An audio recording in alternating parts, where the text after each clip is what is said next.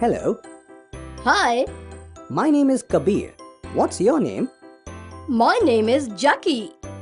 What are you studying? BE. Where are you from? I am from Mumbai. And you? I am from Bangalore. Spoken English Summer Special Program. Dear friends, welcome to the spoken English classes of Manan TV. I hope you are doing well, you are following the videos. Dear friends, now let us see the difference between written and spoken English. So spoken English లో words ను written English లో words ను different చేసేది ఏంటి చూద్దాం. For example in return we write I am. So I am a boy అంటుంటాం మనం రాస్తుంటాం ఐ తర్వాత ఏఎం తర్వాత బాయ్ అని రాస్తుంటాం. బట్ మీరు చెప్పాల్సి వచ్చినప్పుడు ఐ ఆమ్ ఏ బాయ్ అని చెప్తుంటారు. I'm a bye. So I యామ్కు short form yam అని చెప్పాలన్నమాట. సో అలాగే కొన్ని ఉన్నాయి, మీరు చూడండి. So I యామ్కు yam, I యామ్కు yam, I have యావ్, I had add, I would I'd, I will I'll, do not, don't, does not, doesn't, did not, didn't, cannot, can't. ఈ విధంగా short forms ఉంటాయి అన్నమాట. For example I did not come, ఇలా మన బుక్లో ఉంటుంది. I didn't come, ఇలా ఉంటుంది, మనం చెప్పాల్సి ఉంటుంది.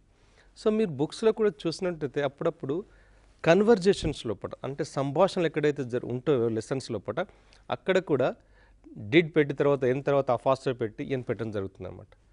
చాలామంది డిడ్ నాట్ అని చదువుతుంటారు. లేదు, అది స్పోకెన్, అది స్పీచ్ కాబట్టి డిడెంట్ అనే చదవాలి. సో మీరు కూడా రిప్లైస్ ఇచ్చేటప్పుడు I don't go, I don't come, I don't do this work, I don't listen your words, ఇలాగ డోంట్ అని స్పోకెన్లో యూజ్ చేయాలి. సెంటెన్సెస్ రాసినప్పుడు మాత్రమే డు నాట్ యూజ్ చేయాలి, ఫుల్ ఫామ్ యూజ్ చేయాలి. Does not, she doesn't come, he doesn't come, it doesn't come.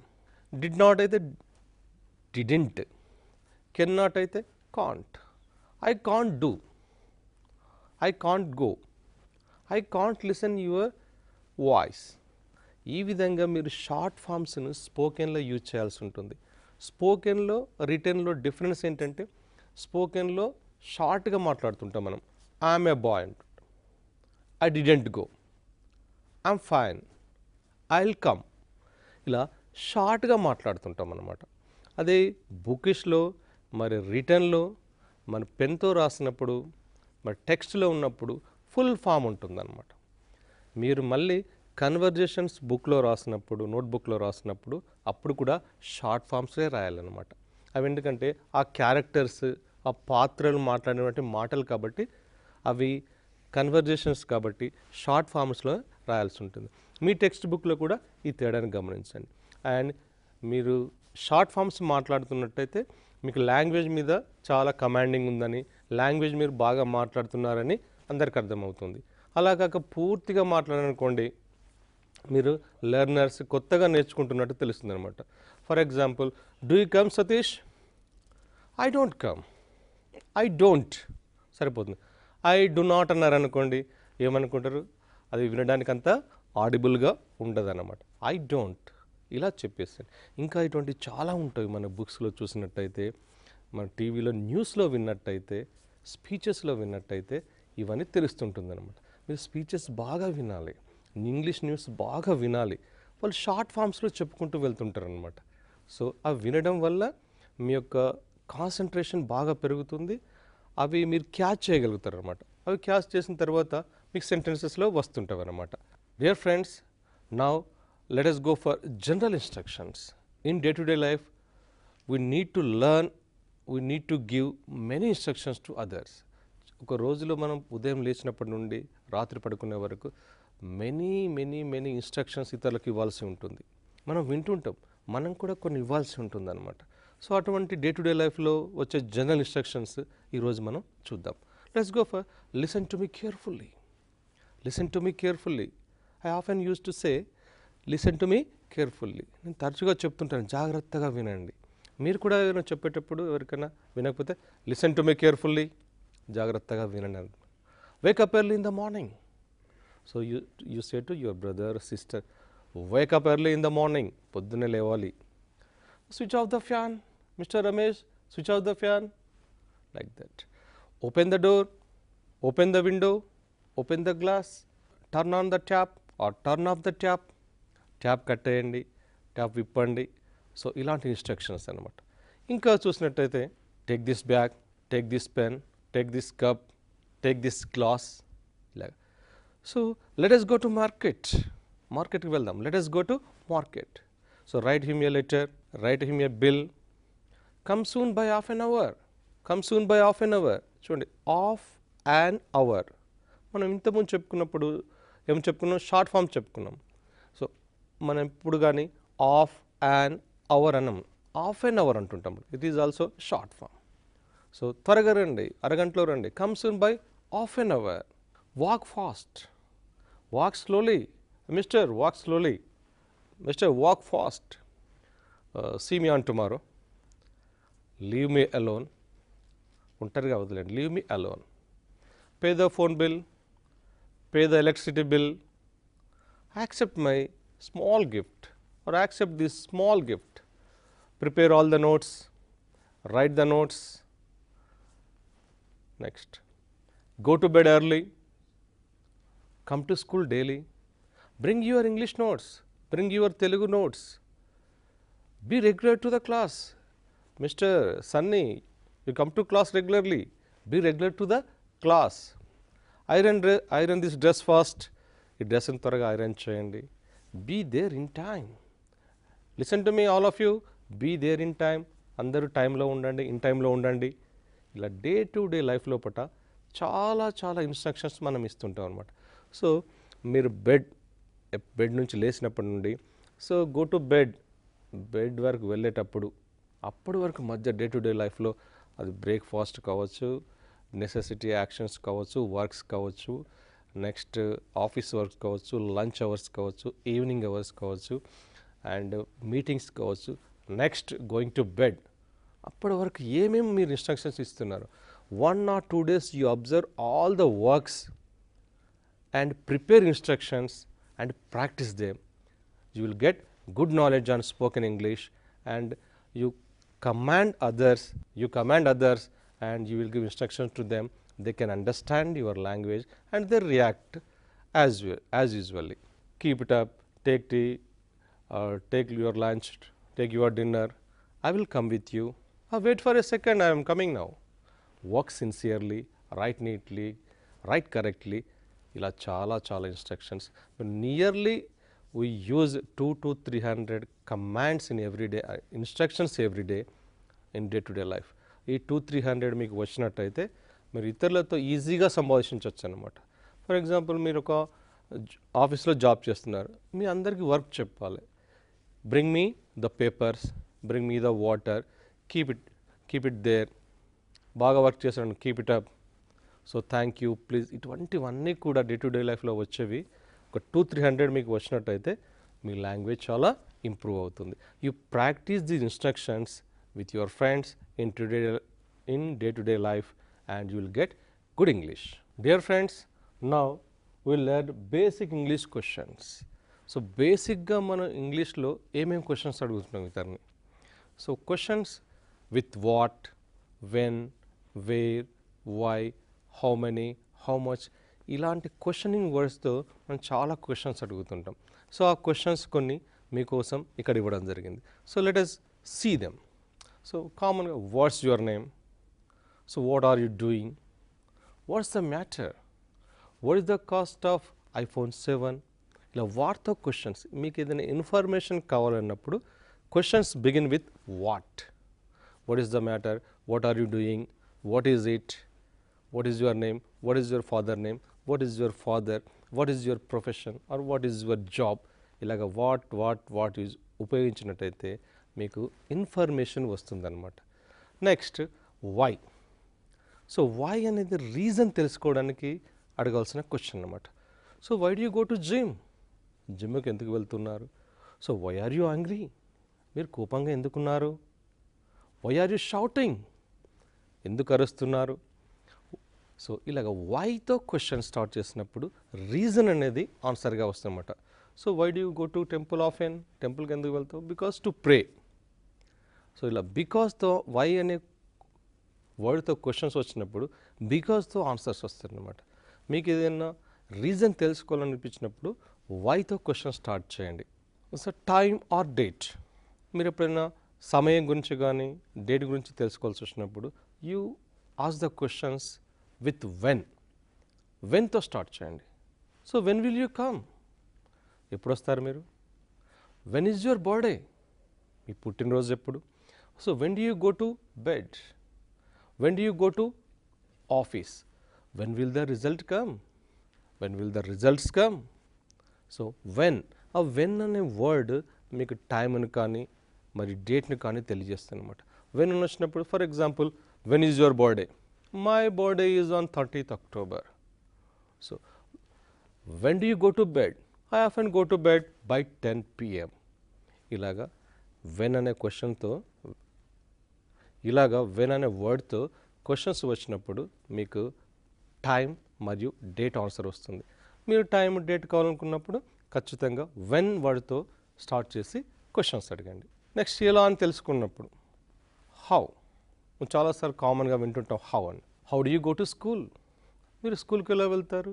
So then answer is the by bus, by car, by bike or on foot, ఇలా వస్తుంటాయి answer. ఎలా అని, how do you go, ఎలా వెళ్తారు మీరు. How is it, ఎలా ఉంది. How are you doing, మీరు ఎలా ఉన్నారు, మీ ప్రొఫెషన్ ఎలా ఉంది. How are you doing means like that. How dare you, మీకు ఎంత ధైర్యం. హౌ విల్ యూ కమ్, మీరు ఎలా వస్తారు.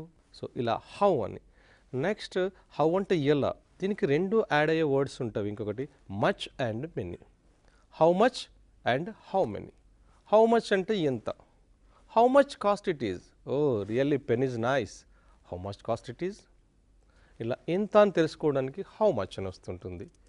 అండ్ ఎన్ని అని తెలుసుకోవడానికి, కౌంటింగ్ చేసే వాటిని తెలుసుకోవడానికి హౌ మెనీ వస్తుంది అనమాట. For example how many sisters have you, how many cars have you, how many bikes have you, how many houses have you. ఇట్లా హౌ మెనీ అన్నప్పుడు నెంబర్ తెలుసుకునే ఆన్సర్ వస్తుంది అనమాట. హౌ మచ్ అనే వర్డ్తో క్వశ్చన్ స్టార్ట్ చేసినప్పుడు ఎంత క్వాంటిటీ అని తెలుసుకునేది వస్తుందన్నమాట. ఇలా కాక కొన్ని బీ ఫార్మ్స్ని తీసుకొని కూడా చేయవచ్చు అనమాట. For example you are ready అని ఉందన్నమాట. Are you ready, we shall go ఉందన్నమాట. Shall we go, it is true అనే సెంటెన్స్ ఉంది. Is it true, so I like it, do you like it.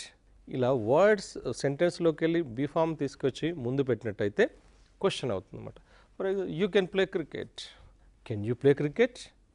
ఇలా are, were, do, does, did, can, have ఈ వర్డ్స్ని ముందు పెట్టి కూడా questions అడగవచ్చు అన్నమాట. ఇలా క్వశ్చన్స్ వీటితో అడిగినప్పుడు ఎస్ అండ్ నో అనే ఆన్సర్లు వస్తుంటాయి అన్నమాట. For example are you ready, yes I'm ready. No చెప్పచ్చు అనమాట. Can you play cricket, yes I can, no I can't.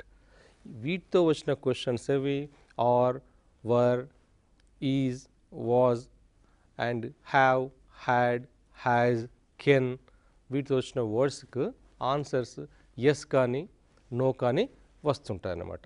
Dear friends, now will observe a few conversations. A conversation between a teacher and a student. So teacher student ఏ విధంగా మాట్లాడుకున్నారో మనం చూద్దాం.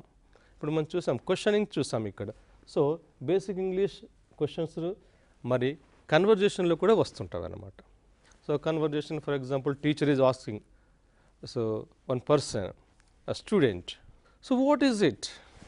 Teacher asked, what is it? It is a pen. Teacher asked, where is it? It is in your hands. Whose pen is it? It is your pen. So here teachers is asking questions and student is giving answers. So questions often came in conversation, in inquiries like that. Teacher is asking, where did you go this morning? Morning ఎక్కడికి వెళ్ళావు? I went to market. What did you do there? I brought some vegetables. When did you come back? I come back at 8 AM. So, it's a small conversation between teacher and student. The teacher is asking about him and the things and where did he go. Dear friends, we have watched many instructions and examples in spoken English. So, let us see the importance of body language in spoken any language. So మీరు ఏ భాషలో అయినా కూడా మీరు మాట్లాడుతున్నప్పుడు ఎదుటివారికి అర్థం కావాలంటే లాంగ్వేజ్తో పాటు బాడీ లాంగ్వేజ్ కూడా important. I'm saying very important thing. Opposite person he can understand or she can understand only 7% by your words. మీ మాటలను ఒక 7% మాత్రమే అర్థం చేసుకోగలుగుతారు మీరు మాట్లాడితే. And remaining 38% is with your voice. మిగిలినటువంటి ఒక 38%ను మీ వాయిస్ ద్వారా అర్థం చేసుకుంటారు. Next 55% the person understands by your body language only. 7% your words, 38% from your voice and remaining 55% by your body language. మీరు ఏదైతే చెప్తున్నారో ఆ మాటలను ఆ వర్డ్స్ను 7% మాత్రమే అర్థం చేసుకుంటారు. ఆ చెప్పే వాయిస్ ఏ విధంగా ఉందో ఆ వాయిస్ని బట్టి 38% అర్థం చేసుకుంటారు, 38%. So remaining 55% is dominates body language. For example మీరు ఒక పర్సన్ పిలుస్తున్నారనుకోండి, రాజేష్ అని పిలుస్తున్నారు, మామూలుగా చెప్పారు రాజేష్ అన్నారు అంటే వినబడింది అంతే, రాజేష్ అని అర్థమైంది. అది మీ వాయిస్ చేంజ్ చేశారు, you change your voice, Rajesh అంటే పిలిచేవారు కోపంగా ఉన్నారని అర్థమైంది అనమాట. Rajesh for example pointing Rajesh అంటే రాజేష్ ఏదో చేశాడని అర్థం అనమాట. చూడండి రాజేష్ రాజేష్ రాజేష్. సో ఇలాగ మీరు బాడీ లాంగ్వేజ్ యూజ్ చేసి మీ వర్డ్స్కు వాయిస్కు కమ్యూనికేట్ చేయాలి. So use your body language to your spoken English.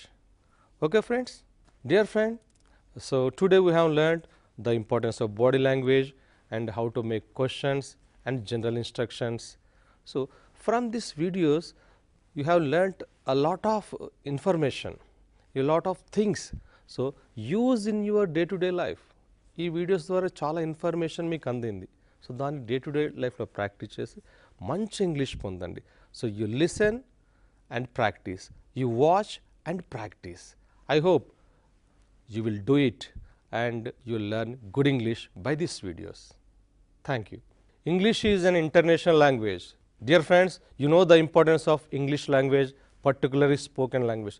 Wherever you go, it is very useful to speak in English.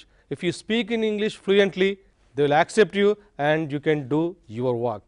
So watch the videos to improve your spoken language easily. For Telugu medium students, especially we prepared for Telugu medium students and rural people. Watch the videos regularly to improve your spoken language. Watch it on Mana TV regularly to improve your spoken languages. Again and again, I am saying spoken English is very important nowadays to prove yourself in your professions. Spoken English Summer Special Program.